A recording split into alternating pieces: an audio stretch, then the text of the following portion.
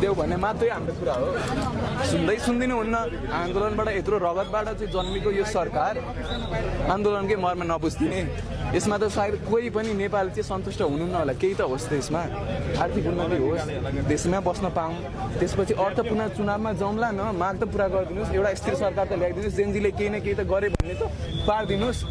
हाम्रो प्रतिनिधि हाम्रै कुरा नसुन्ने, हामीलाई भेट्न हामी जाँदाखेरि यस्तो जेनजीको योगदान गरेको सरकारले प्रधानमन्त्रीज्यूले हाम्रो आवाज सुनिदिनुहोस्को लागि यत्रो रोडमा बस्नुपर्ने हाम्रो आवाज नसुन्नको लागि।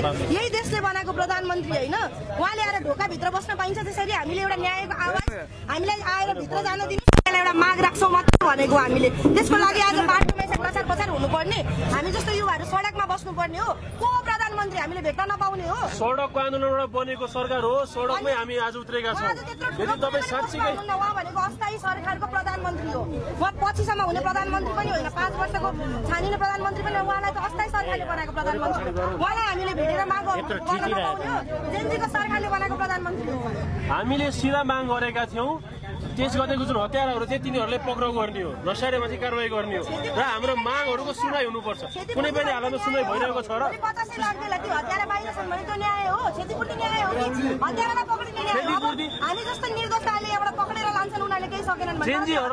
जेनजीहरूले अपराधी भनेर जुन पक्राउ गरिरहेको छ उनीहरूलाई तुरुन्त रिहाई गर्नुपर्छ।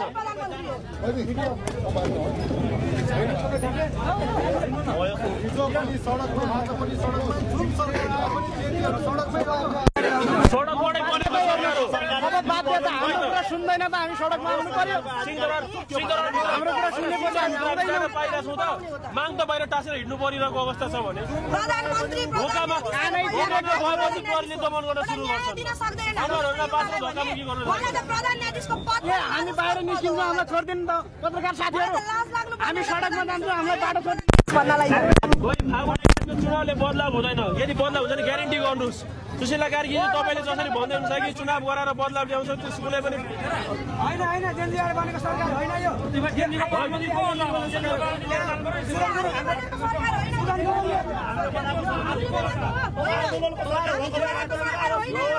यो सरकार हाइज्याक भयो, हाइज्याकर